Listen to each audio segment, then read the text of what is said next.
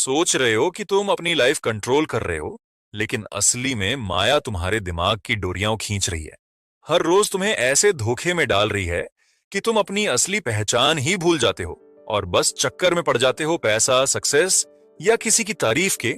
जैसे भगवत गीता के अध्याय 7 श्लोक 14 में बोला गया है, माया कोई नॉर्मल चीज नहीं है। ये एक ऐसी शक्ति है जो तुम्हें हर समय दिखावटी चीजों के पीछे दौड़ाती है। तुम सोचते हो कि एक अचीवमेंट मिल जाए तो सब ठीक हो जाएगा, लेकिन हर बार नई चाहत, नया टेंशन आ जाता है और तुम्हें पता भी नहीं चलता कि तुम कितना फंस चुके हो। सबसे पहला शॉकिंग साइन ये है कि तुम हमेशा दूसरों से तुलना करते हो, मुकाबला करते हो और कुछ ना कुछ चाहते रहते हो। तुम्हारा सुकून हमेशा फ्यूचर में है, आज नहीं, और तुम अंदर ही अंदर ये मानते हो कि हैप्पीनेस बस एक और चीज मिलने पर आएगी। पर गीता के अध्याय 8 श्लोक 28 ये बताती है कि असली खुशी अंदर है, बाहर नहीं। दूसरा छुपा हुआ साइन है अपनी पहचान से चिपक जाना।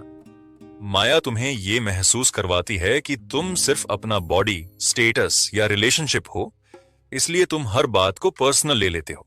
किसी की तारीफ से खुश हो जाते हो, क्रिटिसिज्म से हर्ट हो जाते हो, बिना ये समझे कि ये सब अहंकार का खेल है।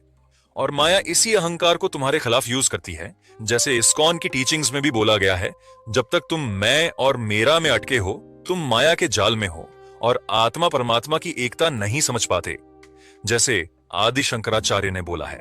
तीसरा साइन जो लोग मिस कर देते हैं वो है परिणाम से चिपक जाना। तुम कोई भी काम बिना इनाम या नुकसान के डर के नहीं करते, और जब चीजें तुम्हारे हिसाब से नहीं होती तो फ्रस्ट्रेशन, गुस्सा या उदासी आ जाती है, बिना ये समझे कि माया तुम्हारी इच्छाओं का यूज करके तुम्हें संसार में भटका रही है। हर बार जब तुम सोचते हो मैं तब खुश हो जाऊंगा जब माया खुश होती है, क्योंकि तुम उसके जाल में हो। चौथा वार्निंग साइन है तुम्हारा खामोशी और आत्म जांच से भागना।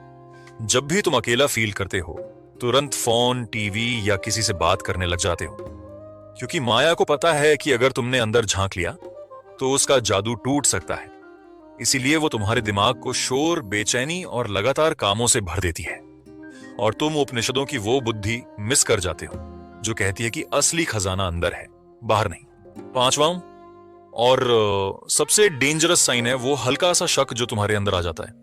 तुम्हें शास्त्रों, भगवान या अपने स्पिरिचुअल एक्सपीरियंस पर शक होने लगता है। तुम कभी पूरी तरह समर्पण नहीं करते, हमेशा कुछ ना कुछ रोक कर रखते हो, और माया इसी शक को यूज करके तुम्हें उस एक चीज से दूर रखती है जो तुम्हें फ्री कर सकती है, पूरा समर्पण। जैसे कृष्ण ने भगवत गीता में बोला है, सिर्फ वही लोग माया का जाल तोड़ सकते हैं जो पूरी तरह भगवान को समर्पण करते हैं। तो अगर तुम्हें ये साइन खुद में दिख रहे हैं, कभी ना खत्म होने वाली चाह, नाजुक अहंकार, हर काम में नतीजे की आस, चुप रहने से डरना और अंदर का डगमगाता विश्वास, तो समझ लो माया ने तुम्हें फंसा लिया है। लेकिन एक रास्ता है, अपनी ध्यान शक्ति बाहर से हटाकर अंदर लगाओ, लगाव से दूरी बनाओ, दुनिया से भागो मत, पर उसकी असली सच्चाई को समझो। ध्यान करो, निस्वार्थ सेवा करो, शास्त्रों को पढ़ो और सबसे जरूरी भक्ति और समर्पण को अपने अंदर जगाओ। तभी माया का जादू टूटेगा और तुम अपनी असली पहचान याद कर पाओगे, जो कि अनंत, अमर और मुक्त है। अब चैलेंज तुम्हारे सामने है, क्या तुम माया के इस खेल में अटके रहोगे या फाइनली अपनी असली आजादी को पाने की हिम्मत दिखाओगे?